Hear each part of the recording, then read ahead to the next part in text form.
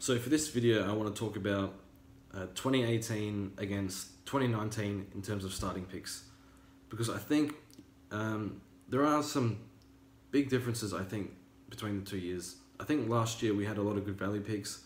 Cornelio, Cripps, Gawn, these guys were unbelievable value. And even in the forward line, McLean, Sicily, Devon Smith, these guys all averaged around 100. And I don't think we're going to get one player, let alone three players, average 100 in the forward line that are between 400 and 470k. And on the flip side of that, in 2019, this year, we have a lot more expensive players. So we have Dangerfield, we have Grundy, we have Gawn, Lloyd, Laird, Cripps, McRae. So what that means basically is last year I started with 15 players over 400k. Now this year I've only started with 13 or 14, hopefully 14. So that means we have more upgrades to do. More upgrades to do means we have to use more trades this year. So we have to be really conservative with trades. You know, we have to really research our rookies because we don't want to waste a trade on a rookie just because how precious trades are. Another thing I want to talk about is how important just value is across the board. And because I think it's going to be harder to find value picks, I think we need to find value where we can. So one of the basics of Supercoach is during the year, when we trade in a player, we want to trade him when he's dropped in price a little bit.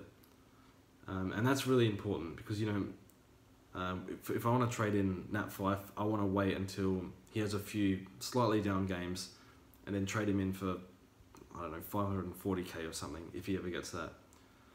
But I'm sure there's plenty of midfielders that, out of all the midfielders, the 600k-ish mark, one of them, at least one of them, will drop to that much. So that's when you want to pick up those guys.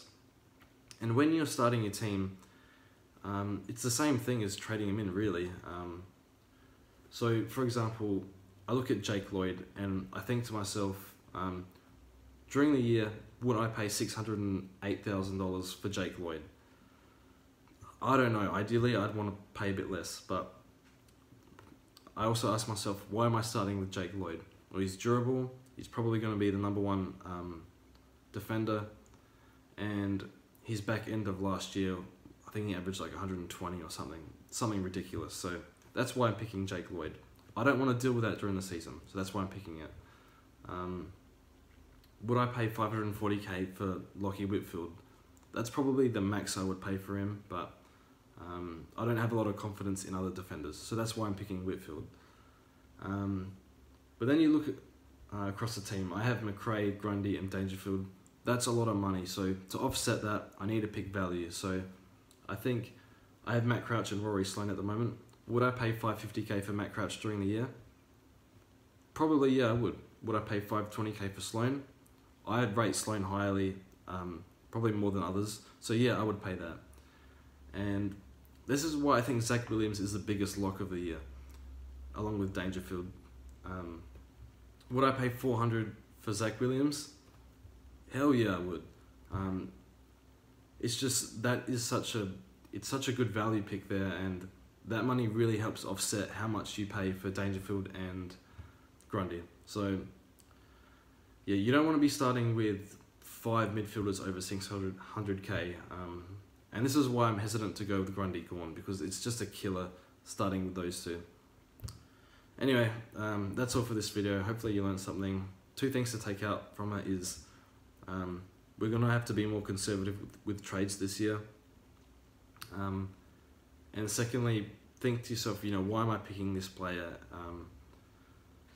You know, why am I spending overs for a player? And just look for value where you can. That's why I really like a few of the midfielders like Zach Merritt, Matt Crouch, Sloane, Dustin Martin too, I guess. But yeah, so that's all from me. Good luck, and we'll see you soon.